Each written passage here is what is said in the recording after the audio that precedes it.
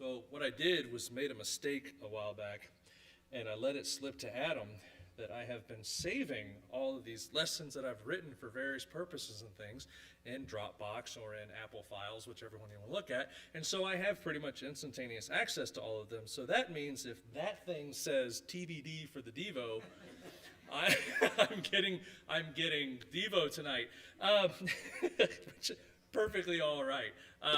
You guys haven't heard all of them yet, so we're still good to go. So there's some things, if you've, it's kind of interesting to see kind of how the world is going right now. If you haven't noticed some things in the news, just to think about it, the Supreme Court has done some big things and made some big decisions very recently. It's caused a lot of people joy. It's caused a lot of people heartache. There's lots of things going on out there, and that's not the subject really that I'm getting into. But what I've noticed is that if I've watched anything about my Facebook feed or even just people I'm having conversations with, I'm finding there are a lot of people now that are perceiving other people to be their enemies. And so I want to talk just a couple minutes tonight about our enemies, and whether it's because we perceive them to be our enemy because we think they've done something wrong to us, or whether they really have done something wrong to us. Think about all the ways that sometimes we're mistaken, that an enemy, that somebody we believe to be our enemy is actually our friend and doing good for us, but it doesn't change how we should be treating them. Says bad things about me. Think about as David was kind of going through, and he had Shimei over there up on the other hillside just cursing at him and throwing rocks at him back in 2 Samuel 16. It's somebody who's actively just literally cursing him. We're not talking about really calling him names. He's wishing evil upon him. It's the idea of cursing at somebody. They might be my enemy. Somebody who hates you.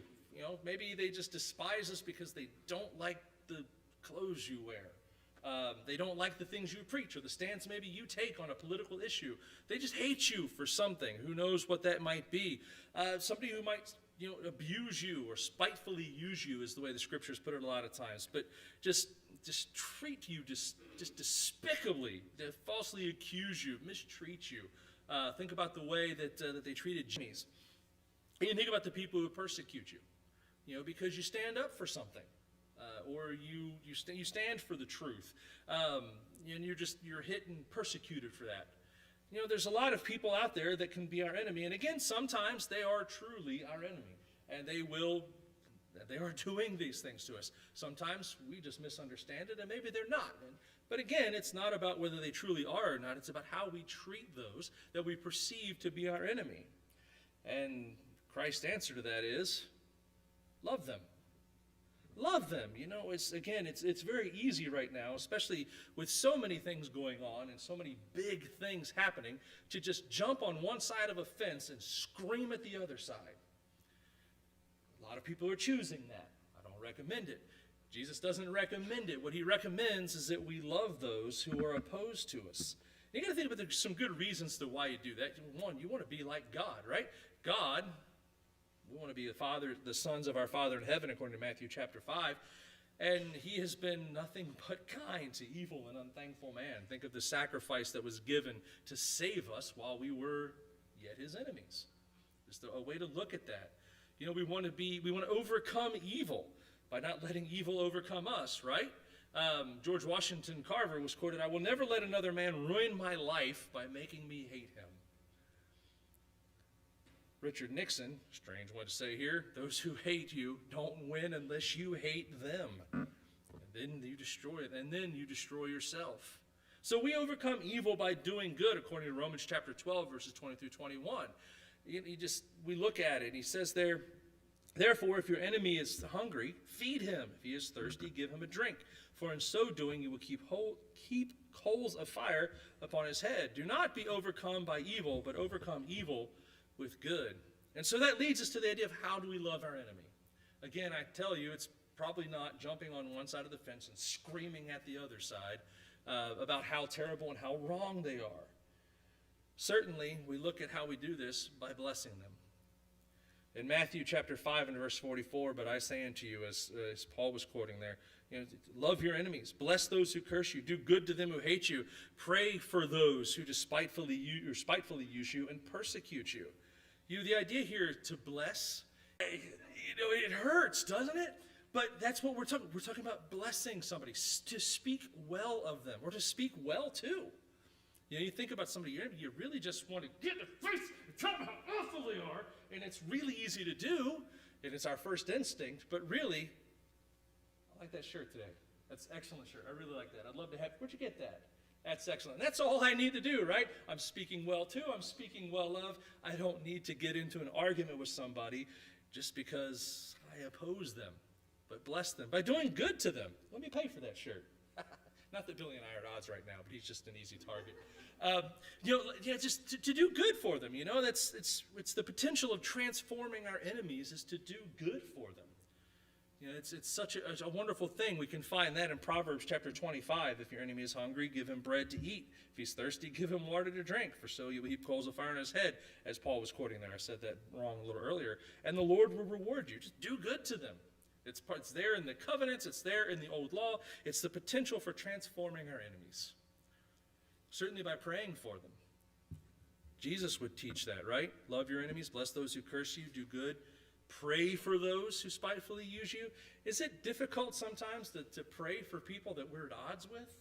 And I don't mean just, please, dear Lord, help them see things my way and see that I'm right. But to pray for good things for them. I mean, maybe wisdom. Ask for wisdom too, because we may be the wrong one. Let's be honest about that sometimes. But when you look at this, praying for our enemies. And the whole thing has to be done with this active goodwill. Active goodwill. It really is just the meaning of love, the agape love. It's not, the storge or the filio or the Philadelphia love. It's agape love. And it's this sacrificing love. And it's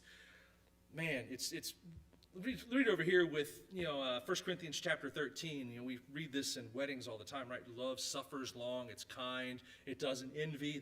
Could you imagine treating our enemies that way? Being patient with people who hate us, being kind to people who hate us. All the things. We've got a candle in our house because it was our unity candle at our wedding, and it's got that inscribed on the side of it. It's in our house somewhere, I think. But it's, it was there and it's part of it, and it's red and it's beautiful. But imagine treating our enemies like that. Just imagine that for a moment. And it goes a whole lot longer and a whole lot farther in any conversation, in any interaction, and in any relationship we may have with somebody, to do these things. Bless them, do good to them, pray for them, do good things for them. This active goodwill will get us a whole lot farther than screaming at somebody and just hurling insults because they think differently than we do.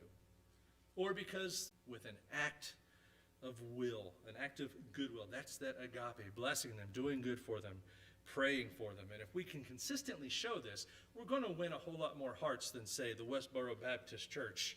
Because I don't know anybody that they may have converted to their way of thinking by screaming at people at how horrible they are. And I don't think I've ever seen anybody walk up to one of them fire and brimstone corner preachers that are just screaming about how awful the world is and how awful the people that are walking by are. I don't think I've ever seen anybody walk up and go, I think you're right, I'm going to do what you're doing. No, we're known by our love. We're known for our love. And it's not just between each other, but for even those who oppose us. Whether we are in the wrong or whether they are in the wrong, this opposition is defeated by love. So how do we treat our enemies? Jesus had it right. Love your enemies. Love your enemies. We've got enough of them. Let's see if we can convert a couple of them to be friends. See if we can convert a couple of them to be brothers, sisters, joint heirs with us. That's kind of the reason we're here, right? To serve God, to bring more people to Him. And again, we're not going to do this by just spewing vitriol out into the world. We're going to do it by loving those who oppose us. Give it a try. It's difficult.